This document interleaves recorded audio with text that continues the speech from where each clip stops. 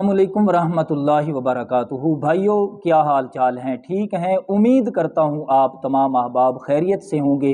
اللہ تعالیٰ تمام کو اپنے حفظ و امان میں رکھے، آمین ثم آمین۔ تو بھائیو، آج فرائض نماز کے متعلق عرض کرتے ہیں۔ اللہ تعالیٰ ہمیں عمل کی توفیق عطا فرمائے۔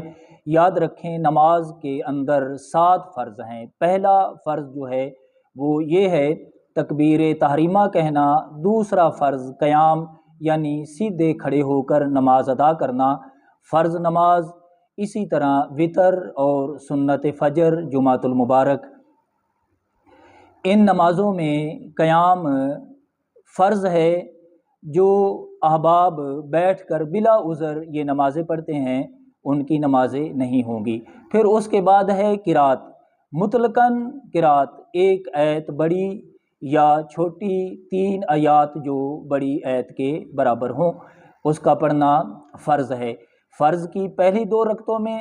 اس کے علاوہ باقی جتنی نمازیں ہیں وہ سنت ہوں یا نوافل، وطر، سب میں یہ جو ایک بڑی آیت پڑھنی یہ فرض ہوگی۔ تو یاد رکھیں کہ مقتدی کو امام کے پیچھے قرات جائز نہیں ہے، منع ہے، مقتدی خاموش رہے گا۔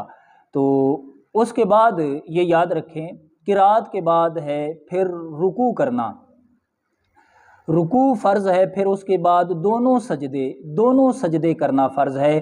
پھر آخری تشہد التحیات، یعنی جب آپ 3 یا 4 رکعتوں والی نماز پڑھتے ہیں تو جو آخری تشہد ہوگا، آخری التحیات ہوگا، وہ بیٹھنا فرض ہے۔ اس کے بعد خروج بسنعہ، یعنی کوئی ایسا عمل جس کے ذریعے سے نماز سے فارغ ہونا، تو یعنی سلام پھیرنا، یہ نماز کا 7واں فرض ہے۔ یاد رکھیں، اگر فرائض نماز میں سے کوئی فرض رہ جائے تو سجدہ سہو کرنے سے بھی نماز نہیں ہوتی، نماز دوبارہ پڑھنی پڑتی ہے۔